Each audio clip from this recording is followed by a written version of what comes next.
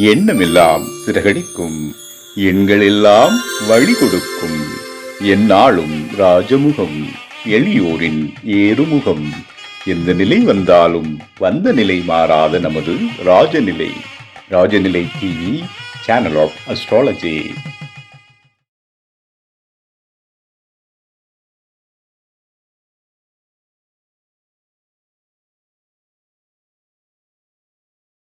வாழ்க வையகம், வாழ்க வையகம், வாழ்க வளமுடன். என் அம்மா அப்பா பாதம் பணிந்து வணங்குகிறேன். உலகெங்கும் உள்ள ஜோதிட குருமார்கள் அனைவருக்கும் அன்பான வணக்கம். நவகிரகங்களுக்கும் பஞ்சபூதங்களுக்கும் பிரபஞ்சத்திற்கும் என் அன்பான வணக்கம். கதிரவன் மதியம் அங்காரகன் முந்தியும் கருணை உள்ள சுரதம் குருவும் காரவன் காரியும் ராகும் கேதும் கருதுமிகு சுகமாக 11ஆம் இடம் வந்து உச்சநிலையா நின்று பரிவோடு மகிழ்ந்து அருள் செய்யும் என்றோ. உலகெங்கும் உள்ள ராஜநிலை டிவி ரசிக பெருமக்கள் அனைவருக்கும் உற்சாகமான காலை வணக்கம். இன்று பிறந்தநாள் மற்றும் திருமணநாள் கொண்டாடும் அனைவருக்கும் ராஜநிலை டிவி சார்பாக வாழ்த்துக்களை சொல்வது உங்கள் செல்வாக்கு ராஜநிலை ஜோதிடர் லால்குடி செந்தில். இன்றைய பஞ்சாங்கம் தட்சநாய காலம் விஸ்வாவசு வருடம் மார்கழி மாதம் 18ஆம் தேதி வெள்ளிக்கிழமை. இன்று 2/1/2026. நல்ல நேரம் காலை 9:30 மணி முதல் 10:30 மணி வரை, மாலை 4:30 மணி முதல் 5:30 மணி வரை. ராகு காலம் காலை 10:30 மணி முதல் 12 மணி வரை. குளிகை நேரம் காலை 7:30 மணி முதல் 9 மணி வரை. யமகண்டம் மதியம் 3 மணி முதல் 4:30 மணி வரை. கௌரி நல்ல நேரம் மதியம் 12:30 மணி முதல் 1:30 மணி வரை, மாலை 6:30 மணி முதல் 7:30 மணி வரை. இன்றைய திதி சதுர்தசி திதி மாலை 6:43 வரை, பின்பு பௌர்ணமி திதி. நட்சத்திரம் மிருகசீரிட நட்சத்திரம்.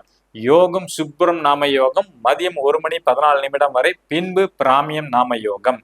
கரணம் மாலை 6:41 வரை, வணிசை கர்ணம், பின்பு பத்திரை கர்ணம். சந்திராஷ்டமம் விசாக நட்சத்திரத்திற்கு.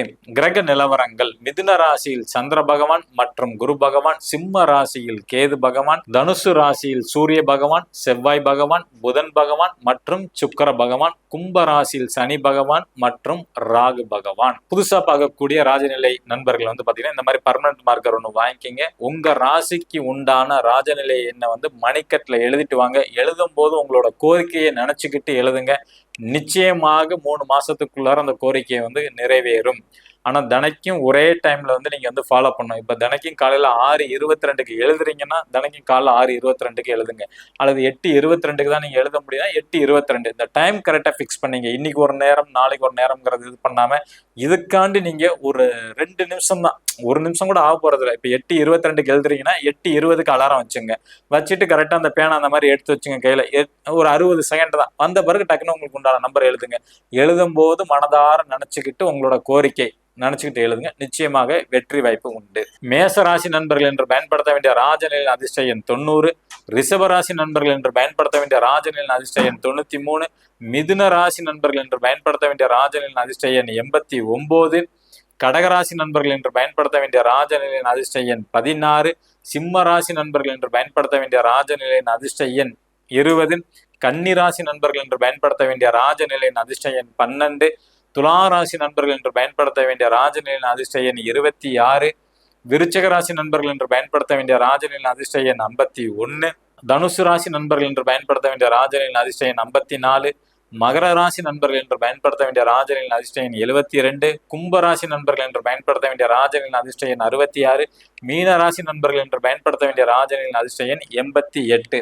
இந்த எண்கள்லாம் காமனான எண் தான். உங்க ஜாதகத்துக்கு உங்களுக்கு தேவையான அதிர்ஷ்ட எண் வேணும்னா கீழே உள்ள வாட்ஸ்அப் நம்பருக்கு தெரியப்படுத்துங்க. ஏன்னா இன்னைய காலகட்டத்தில் நம்ம எந்த கோயிலுக்கு போனாலும் பாத்தீங்கன்னா உடனே வந்துடும். அந்த கோயிலோட எனர்ஜி வாங்கிட்டு வர முடியல. அதுக்கு பதிலாக உங்க ஜாதகத்துக்கு உண்டான எனர்ஜி உங்களோட மொபைல் நம்பர்ல செட் பண்ணிக்கலாம். புது நம்பர் எடுத்துட்டு, ஒன் டைம் இன்வெஸ்ட்மெண்ட் தான். இதை பொறுத்த வரைக்கும் வாங்கிட்டீங்கன்னா அதுக்கு தகுந்த மாதிரி 4 டிஜிட் 6 டிஜிட் பாஸ்வேர்டு எல்லாமே நீங்க வாங்கி ஒரு செட்டா நீங்க வச்சுக்கிட்டீங்கன்னா உங்களுக்கு வெற்றியாளரை ஈஸியா மாத்திரலாம். நீங்க மாற முடியும். ஓகேங்களா? நம்ம டிசம்பர் 1ஆம் தேதியிலிருந்து 2026 புத்தாண்டு பலன் தான் பார்த்துக்கிட்டு இருக்கோம். ஒவ்வொரு ராசிக்கும் டீப்பா மினிமம் 20 பாயிண்ட் கொடுக்குறோம். அது இல்லாம எக்ஸ்ட்ரா பாத்தீங்கன்னா குழந்தைங்களுக்கு எப்படி இருக்கு, வேலை வாய்ப்பு எப்படி இருக்கு, அரசியல் இருக்கிறவங்க எப்படி இருக்கு, இந்த மாதிரி விலாவரியா நம்ம பார்த்துக்கிட்டு இருக்கோம். அதன் அடிப்படையில் இன்னைக்கு கும்ப ராசிக்கு பாத்தீங்கன்னா மாணவர்களுக்கு எப்படி இருக்க போகுது. ஏன்னா 2 நாள் கும்ப ராசிக்கு பிரீஃபா பார்த்துருக்கிறோம். இன்னைக்கு பாத்தீங்கன்னா மாணவர்களுக்கு எப்படி இருக்க போகுதுன்னு பார்க்க போறோம். யூகேஜி எல்கேஜில இருந்து எல்லாம் படிக்கிறவங்களுக்கு பாத்தீங்கன்னா 5வது வரைக்கும் படிக்கிறவங்களுக்கு கல்வி சிறப்பாக இருக்கும். பயப்பட வேண்டியது இல்லை. அதே மாதிரி 6ஆவதுல இருந்து +2 முடிக்கிறவங்களுக்கு வெற்றி வாய்ப்பு அதிகமாக உண்டு. முதல் டிகிரி 2வது டிகிரி படிக்கிறவங்களுக்கும் வந்து வெற்றி வாய்ப்பு உண்டு.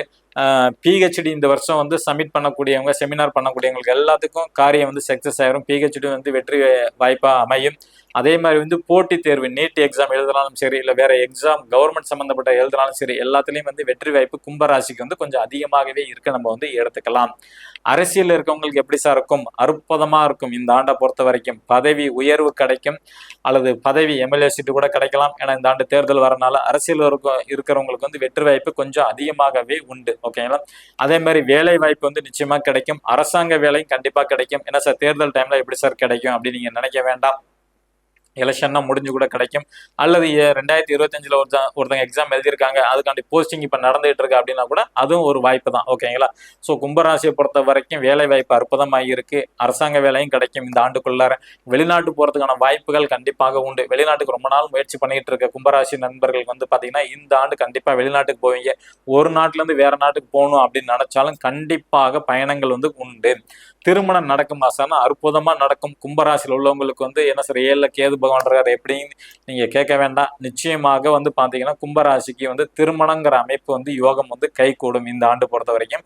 அது காதலிச்ச பொண்ணையே வந்து கரம் பிடிக்கிறதுக்கான வாய்ப்புகளும் அதிகமாக உண்டு கும்பராசியை பொறுத்த வரைக்கும். குழந்தை பாக்கியம் இருக்குதா சார் அப்படின்னு கேட்டீங்கன்னா கண்டிப்பா குழந்தை பாக்கியம் வந்து உண்டு. ரொம்ப நாள் கும்பராசியில் இருக்கிறவங்க அப்படிங்கிறவங்களுக்கு வந்து பாத்தீங்கன்னா கும்ப லக்னத்துல பிறந்திருந்தாலும் சரி, அவங்களுக்கு வந்து குழந்தை பாக்கியம் தாமதம் ஆயிட்டு இருக்குன்னா இந்த ஆண்டு வந்து கண்டிப்பாக குழந்தை பாக்கியம் கை கொடுக்கும். பதவி உயர்வு, அரசியல் இருந்தாலும் பதவி உயர்வு கிடைக்கும். அரசாங்கத்துல வேலை பார்த்தாலும் பதவி உயர்வு வந்து கிடைக்கும். அல்லது வந்து பிரைவேட் கம்பெனில வேலை பார்த்தாலும் சம்பள உயர்வு, இது மாதிரி ஏதாவது ஒன்று வந்து கண்டிப்பாக இந்த ஆண்டு வந்து கும்பராசிக்கு சூப்பரா வந்து இருக்கும். கடன் அடையும். கும்பராசியில பிறந்தவங்களுக்கு வந்து கடன் வந்து கொஞ்சம் கொஞ்சமா அடைய ஆரம்பிச்சிடும் இந்த ஆண்டை பொறுத்த வரைக்கும். பரிகாரம் அப்படின்னு எடுத்துக்கிட்டீங்கன்னாவே நம்மளோட ஸ்டைல் வந்து எப்போதுமே குலதெய்வ வழிபாடு தான். ஏன்னா குலதெய்வம் தான் உங்களுக்கு வந்து நன்மையை செய்ய போகுது. ஏன்னா அன்னைக்கு இது சூட்சமா விநாயகரே வந்து பாத்தீங்கன்னா சிவன் பார்வதி தாயையும் தந்தையும் வந்து வணங்கிட்டு மாம்பழத்தை வந்து பெற்றுக்கொண்டார். ஓகேங்களா? முருகன் கூட மயில் மேல் ஏறி உலகத்தை சுத்த போனார். அப்ப இது வந்து நமக்கு என்ன தெரியுதுன்னா நம்மளோட குலதெய்வத்தை தான் ஃபர்ஸ்ட் வந்து நம்ம வணங்கணும். அது அடிக்கடி வணங்கிக்கிட்டே இருக்கணும். ஓகேங்களா? சில பேர் வந்து சொல்லுவாங்க நாங்க வெளியூர் வெளி மாநிலம் வெளிநாட்டுல இருக்கோம் சார் அப்படின்பாங்க. எங்க இருந்தாலும் பரவாயில்ல, உங்க தெய்வம் எங்க இருக்கோ அந்த திசையை நோக்கி நீங்க கையெடுத்து தினைக்கும் கும்பிடுங்க. நிச்சயமா அந்த குலதெய்வ அருள் உங்களுக்கு வந்து கிடைக்கும். வீட்டுக்கு பக்கத்துல இருந்தா தினைக்கும் போயிட்டு வாங்க. ஓகேங்களா? குலதெய்வத்தின் மிஞ்சின தெய்வம் வேற எதுவுமே கிடையாது. ஓகேங்களா? குலதெய்வ வழிபாடு பண்ணுங்க. குலதெய்வமே தெரியாத நபர்களும் சில பேர் இருப்பாங்க. ஏன்னா ஒரு சில சமயம் அந்த கொஸ்டின்ஸ் வரும். ஓகேங்களா? அப்ப குலதெய்வமே தெரியல சார், முன்னோர்கள் வந்து இடம் பெயர்ந்துட்டாங்க, எங்க பாட்டங்காலத்துல இருந்தே வேற ஊருக்கு நாங்க வந்துட்டோம் அப்படின்னு சொன்னவங்க எல்லாம் இருப்பாங்க. அவங்களுக்கு வந்து எளிமையான முறை வந்து பாத்தீங்கன்னா தினைக்கும் சூரிய நமஸ்காரம், அதாவது சூரியன் போய் குளிச்சுட்டு காலையில 6:08 முதல் 6:51 பிரார்த்தனை பண்ணுங்க. முடிஞ்சவங்க 6:22 கூட போய் பிரார்த்தனை பண்ணுங்க. அந்த பிரார்த்தனை நீங்க தினைக்கும் பண்ணிட்டு இருக்கும்போது தினைக்கும் குளிச்சுட்டு கரெக்டா 6:22 போய் சூரியன் போய் நின்றணும். அல்லது 6:33 அல்லது வந்து பாத்தீங்கன்னா 6:42 இந்த டைம்ல எக்ஸாக்டா போய் நின்று என்னோட தெய்வம் யாரு, எங்க குலதெய்வம் யாரு, எங்க முன்னோர்கள் எங்க விட்டுட்டு வந்துட்டாங்க நீங்க தினைக்கும் கேட்டுட்டு இருந்துருங்க. சூரிய பகவான் வெளிச்சத்துக்கு காரகன். அந்த வெளிச்சம் வந்து உங்களுக்கு வந்து கண்டிப்பாக காட்டும். ஓகேங்களா? அடுத்தது வந்து பாத்தீங்கன்னா பௌர்ணமி அன்னைக்கு போகலாம், அமாவாசை அன்னைக்கும் போகலாம். இது வந்து குலதெய்வ வழிபாடு முடிஞ்சிருச்சு. கும்பராசிக்கு இந்த ஆண்டு ஸ்பெசிபிக்கா ஏதாவது கோயில் இருக்கா சார் அப்படின்னு கேட்டீங்கன்னா இவங்க வந்து பாத்தீங்கன்னா கோயம்புத்தூர்ல இருக்கிற பட்டீஸ்வரர், பேரூர். ஓகேங்களா? பேரூர் கோயம்புத்தூர் பக்கத்துல பேரூர் இருக்கும். அங்க பட்டீஸ்வரர் சிவன் கோயிலுக்கு போயிட்டு வரணும். கும்பராசியில பிறந்தவங்க ஏதாவது ஒரு வியாழக்கிழமை அன்னைக்கு போயிட்டு வாங்க. ஏன்னா வருஷ பிறப்பே நமக்கு வியாழக்கிழமை. உடனே வியாழக்கிழமை அன்னைக்கு போய் கோயில போய் எல்லாரும் நிக்காதீங்க. ஏன்னா இந்த ஆண்டு வந்து கொஞ்சம் கவனமாக இருக்க வேண்டும். மக்கள் கூடும் இடங்கள்ல எச்சரிக்கை வேணும். நான் அடிக்கடி சொல்லிட்டு இருக்கேன் கடந்த ஆண்டுல இருந்து. ஏனால் கும்பராசியில் ராகு பகவான் இருக்கிறாங்க. ஓகேங்களா? காற்று ராசி, காற்று சம்பந்தப்பட்ட நமக்கு வந்து 19, 20 வந்து கொரோனா வந்துச்சு பாத்தீங்களா? இன்னைக்கு வந்து பாத்தீங்கன்னா கூட்ட நெரிசனால் வந்து பாத்தீங்கன்னா மக்களுக்கு வந்து ஒரு தீமைகள் வந்து நடக்க போகுது. கொஞ்சம் கவனமாக இருக்க வேண்டும். அதுவும் ஸ்பெசிபிக்கா பாத்தீங்கன்னா இந்த ஆண்டு மாசி மாதத்துல வரக்கூடிய பௌர்ணமியா இருக்கலாம், அல்லது வந்து பாத்தீங்கன்னா சித்திரை பௌர்ணமியில இருக்கலாம், அல்லது வந்து ஆணி மாதத்துல வரக்கூடிய பௌர்ணமியில இருக்கலாம், அல்லது ஆவணி மாதத்துல வரக்கூடிய பௌர்ணமியா இருக்கலாம், அல்லது வந்து பாத்தீங்கன்னா ஐப்பசி மாசத்துல வரக்கூடிய பௌர்ணமியா இருக்கலாம். இந்த மாதிரி பௌர்ணமி நேரத்துல கூட்டல் நெரிசல்ல மக்களுக்கு பல பேர்கள் வந்து இடையூறுகள் வந்து சந்திக்க போறாங்க. அதனால வந்து பாத்தீங்கன்னா கூட்ட நெரிசலை வந்து தவிர்க்கிறது வந்து ரொம்ப ரொம்ப நல்லது. கூட்டம் இல்லாத நேரங்கள்ல கோயிலுக்கு போங்க. அப்பதான் அந்த சாமியை நீங்க வந்து பிரார்த்தனை பண்ண முடியும். உங்க பிரார்த்தனை வந்து வெற்றி அடைய முடியும். இந்த நாள் இனிய நாள் அமைய அடியேனும் பிரபஞ்சத்திடம் பிரார்த்தனை செய்து கொண்டு உங்களிடமிருந்து விடை பெற்றுக் கொள்வது உங்கள் செல்வாக்கு ராஜநிலை ஜோதிடர் லால்குடி செந்தில். நன்றி, வணக்கம், வாழ்க வளத்துடன்.